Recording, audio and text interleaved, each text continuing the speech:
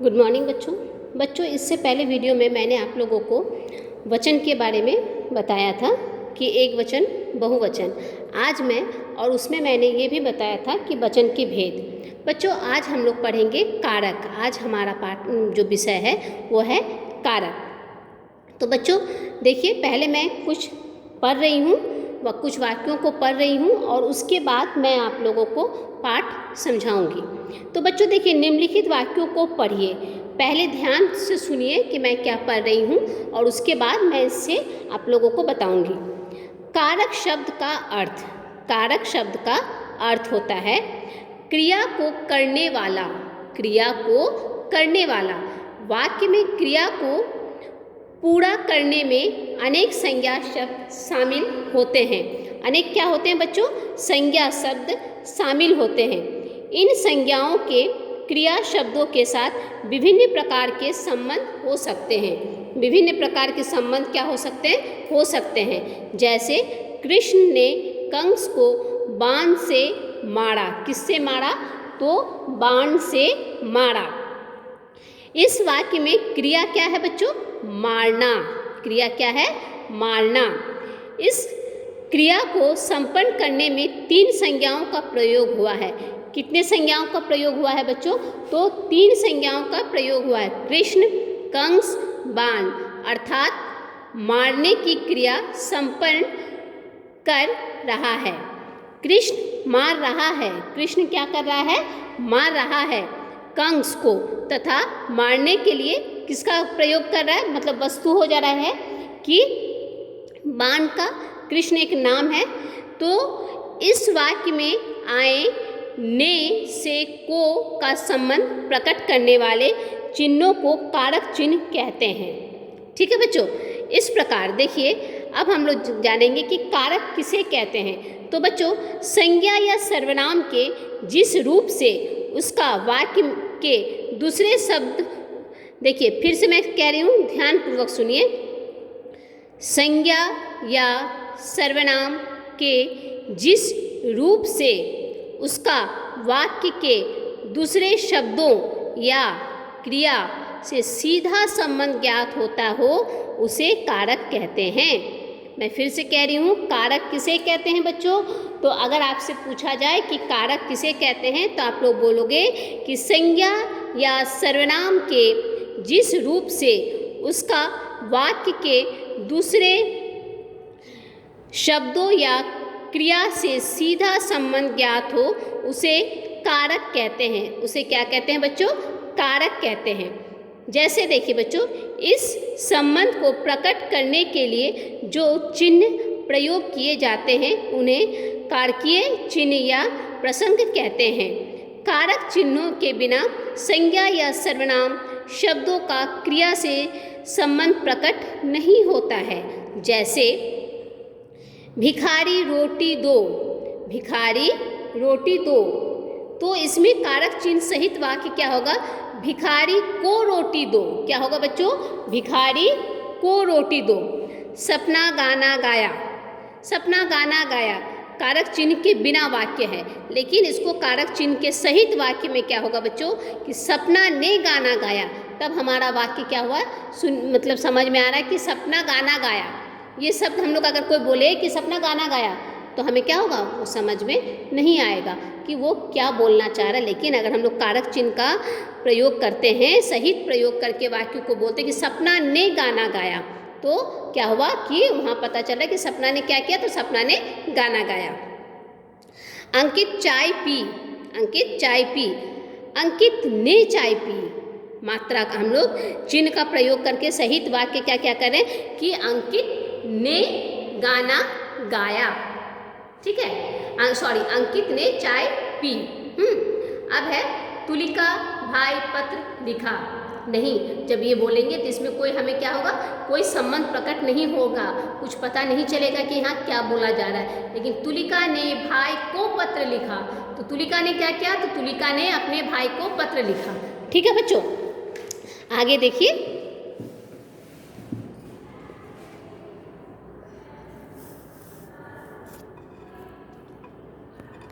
आगे हम लोग देखेंगे, लड़की चाकू आलू काटे। जब इसको हम लोग मात्रा के साथ प्रयोग करके बोलेंगे, लड़की ने चाकू से आलू काटे, लड़की ने क्या किए तो चाकू से आलू काटे। इन वाक्यों को पढ़ने से आपको ये स्पष्ट हो गया होगा कि आवश्यकता होने पर कारक चिन्हों का प्रयोग बहुत ही आवश्यक है। क्या है बच्चों? बहुत ही आवश्यक है। कारक के भेद अब हम लोग जानेंगे। जिस प्रकार मैंने आप लोगों को बताया कि वचन के भेद, लिंग के भेद, उसी प्रकार अब हम लोग जानेंगे बच्चों कारक के भेद। कारक के निम्नलिखित 8 भेद होते हैं। कितने भेद होते हैं बच्चों? ना 8 भेद होते हैं। क्या क्या होते हैं? कर्ता कारक। क्या होता है? कर्ता कारक, कर्म कारक, क्या? कर्म कारक, करण कारक, सप्रदान कारक, अपदान कारक, संबंध कारक, अधिकरण, संबोधन कारक। ये 8 क्या है? कारक के भेदों के नाम हैं। अब जानेंगे कर्ता कारक किसे कहते हैं। जानेंगे कर्ता कारक किसे कहते हैं। तो बच्चों कर्ता कारक किसे कहते हैं? जिससे क्रिया करने वाले का बोध हो उसे कर्ता कारक कहते हैं। हाँ, उसे क्या कहते हैं? कर्ता कारक कहते हैं। जैसे मान लो लड़के पुस्तक पढ़ते हैं। वाक्य में लड़के, इनमें कार की चिन्ह ने का लोप हो गया है। कर्म उसमें क्या हो गया है कि ने का लोप हो गया है। अब जानेंगे बच्चों कर्म कारक। कर्म कारक का जानेंगे बच्चों कि वाक्य में जिस संज्ञा पर क्रिया का फल पड़ता है, मतलब क्रिया का फल पड़ता है, उसे हम क्या कहते हैं? कर्म कारक कहते हैं। जैसे सुस्मिता ने पुस्तक पढ़ ली। सुस्मिता मतलब उसमें क्या हो रहा है कि वाक्य में जिस संज्ञा पर क्रिया का फल पड़ता है, क्रिया का क्या पड़ता है बच्चों? फल पड़ता है, वह कर्म कारक होता है। जैसे सुस्मिता ने क्या की तो सुस्मिता ने पुस्तक पढ़ ली। लड़कियों ने कहानी सुनी। लड़कियों ने क्या की तो कहानी सुनी। इसमें बच्चों में पढ़ ली, क्या है? पढ़ ली। क्रिया का फल पुस्तक पे पढ़ रहा है, पुस्तक को पढ़ रहा है। पुस्तक कर्म कारक है। पुस्तक क्या है? कर्म कारक है। पुस्तक क्या है बच्चों? ना कर्म कारक है। और को उसका प्रसंग है। उसी प्रकार बच्चों दूसरा में है में सुनी, कहानी सुनी। सुनी क्रिया का फल कहानी पर पड़ रहा है। क्रिया का फल किस पे पड़ रहा है बच्चों? कहानी पर पड़ रहा है। अतः कहानी कर्म कारक है। कहानी क्या है बच्चों? कर्म कारक है। ठीक है। और उसके प्रसंग को लोच हो गया है। ठीक है। अब देखिए, अब हम लोग जानेंगे कारक के तीसरा रूप करण कारक। वाक्य में जो संज्ञा क्रिया का साधन होती है वह कारण कारक करण कारक कहलाता है। जैसे सैनिक तलवार से वार करता है। सैनिक किससे वार करता है बच्चों? तलवार से वार करता है। विद्यार्थी कलम से लिखता है। विद्यार्थी क्या करता है? कलम से लिखता है। अब वाक्य में देखिए, पहला वाक्य में है वार करता है, क्रिया का साधन तलवार। क्रिया का साधन क्या है? तलवार से है।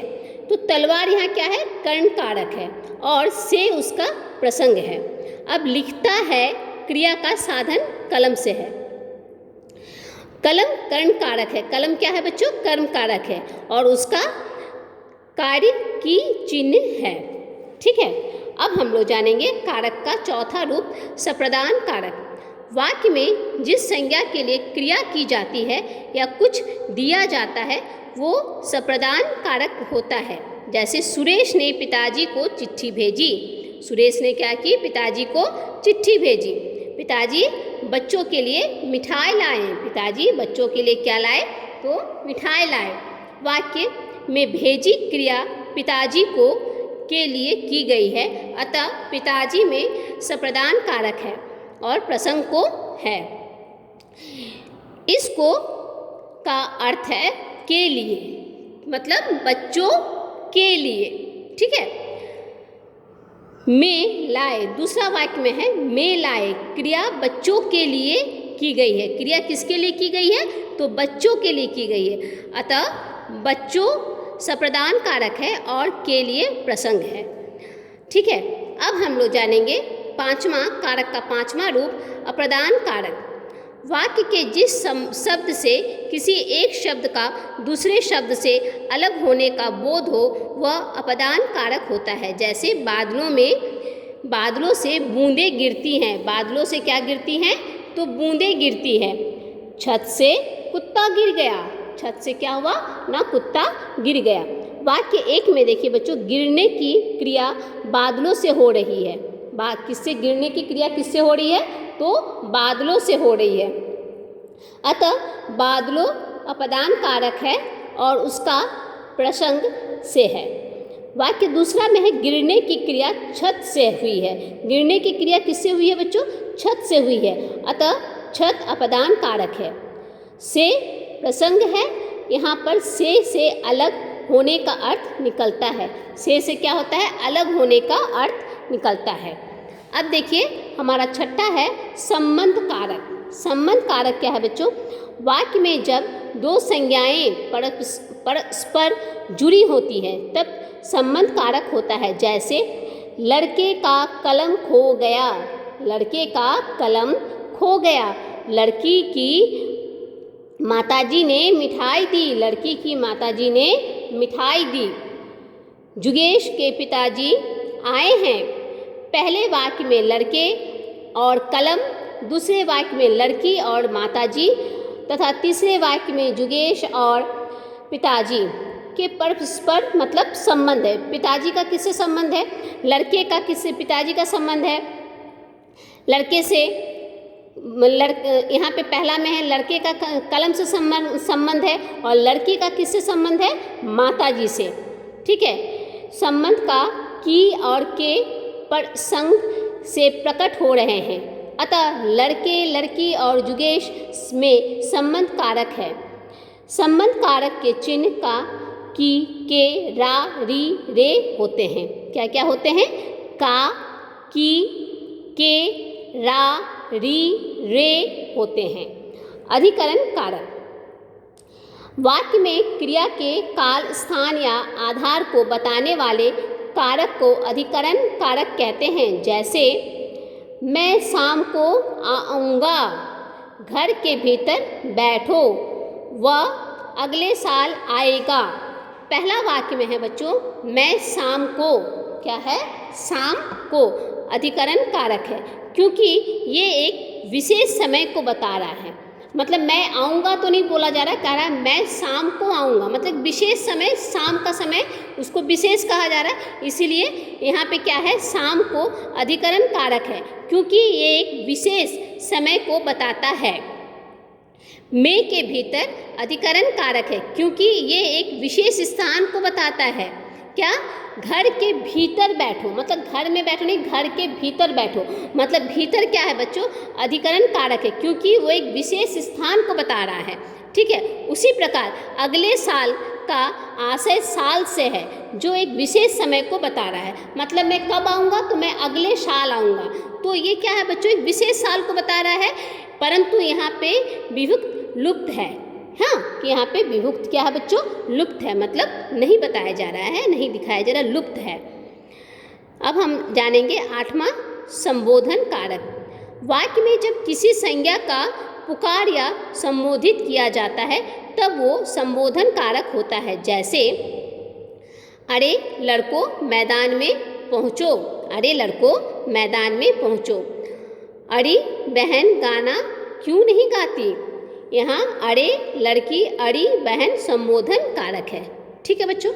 तो इस पाठ में हम लोगों ने जाना, सबसे पहले हम लोग जाने इस पाठ में कि शुरू में हम लोगों ने जाना कि संज्ञा के विकार, लिंग, वचन और कारक। सबसे पहले हम लोगों ने जाना बच्चों लिंग। लिंग किसे कहते हैं? जैसे कि जाने कि लिंग से हमें मतलब जो पता चले कि शब्द के जिस रूप से ये पता चले कि वो शब्द स्त्री जाति या पुरुष जाति के लिए कहा गया है उसे हम लोग लिंग कहते हैं। लिंग के भेद हम लोगों ने जाने बच्चों कि लिंग के 2 भेद होते हैं, स्त्रीलिंग, पुल्लिंग।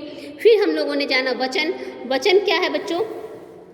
कि वचन संज्ञा, सर्वनाम, विशेषण व क्रिया के जिस रूप से संख्या का बोध हो उसे वचन कहते हैं। वचन के कितने भेद हैं? तो 2 भेद हैं, एक वचन, बहुवचन।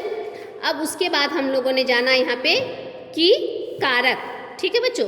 तो कारक के बारे में हम लोगों ने जाना कि संज्ञा या सर्वनाम के जिस रूप से उसका वाक्य के दूसरे संबंधों, देखिए संज्ञा या सर्वनाम के जिस रूप से उसके वाक्य से दूसरे शब्दों या क्रिया से सीधा संबंध ज्ञात होता है उसे कारक कहते हैं। ठीक है बच्चों, तो इस पाठ में हम लोगों ने 3 चीज़ें जानी, लिंग, वचन, कारक।